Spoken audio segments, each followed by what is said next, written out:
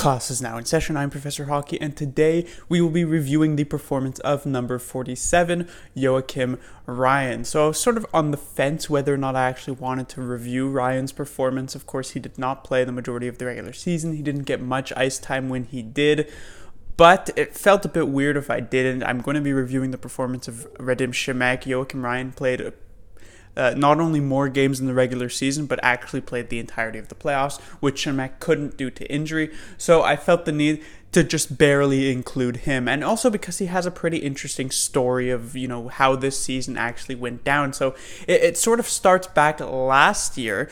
Brent Burns had a pretty solid defensive partner in Paul Martin back in 2016 and 2017, but going into the 2018 season, Paul Martin was basically injured.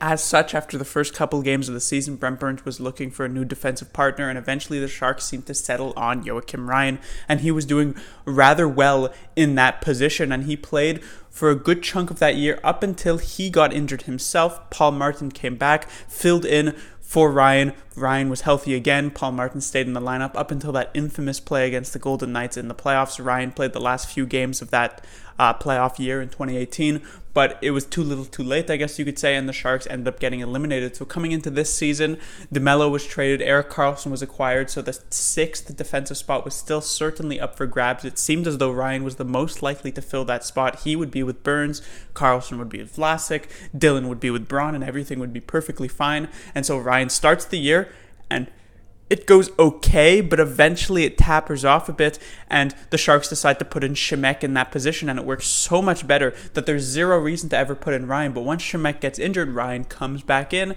and performs horribly going into the playoffs, and so put zero faith into DeBoer's hands of what he can do with Ryan, and so in the playoffs, he's given basically no time to play.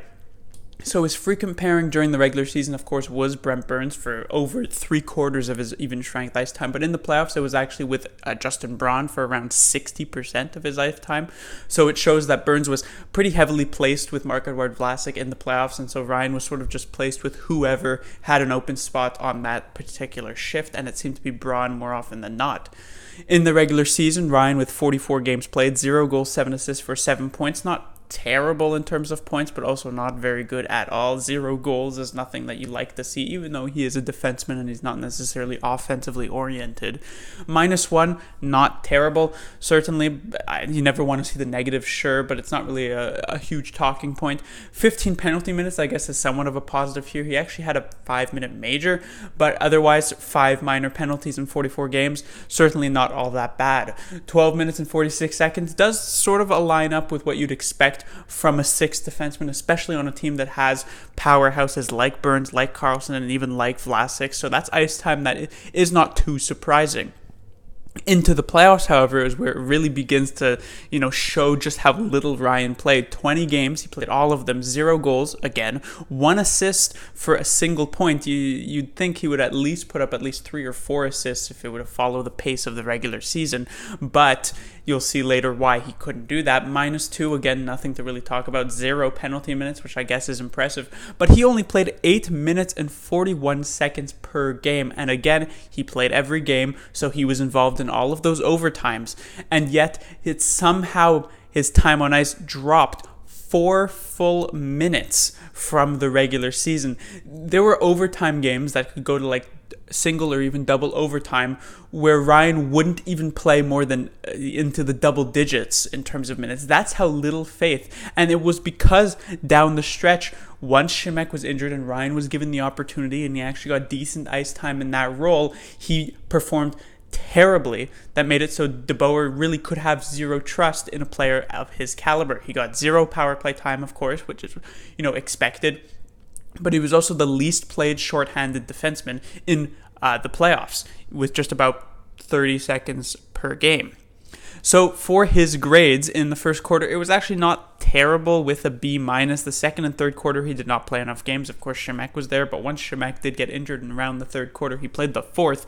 And as I said, it was awful. He ended up getting a D, which might have even been a bit generous for how Ryan performed. And in the playoffs, it was a C- because technically when Ryan was on the ice, it actually wasn't all that bad. He wasn't playing terribly. There weren't just giveaways after giveaways after giveaways. The reason it's a C minus is mostly because, the fact that Ryan can only be trusted to play a couple of minutes per game makes it so that his performance in the playoffs wasn't really that good. And so for a final grade on the year, I will give him a C minus. I was deciding whether or not this should be a C minus or a D plus. All of his 3 grades average out to about a C, and so I've already lowered it because of his playoff performance and his end of season performance. I was going to lower it a bit more, but I decided to go with the C minus.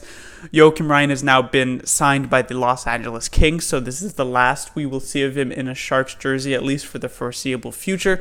And I'm sure last season, if you told Sharks fans that, they'd be pretty torn up about it, but at the end of this past year, saying that, it's really not that big of a deal.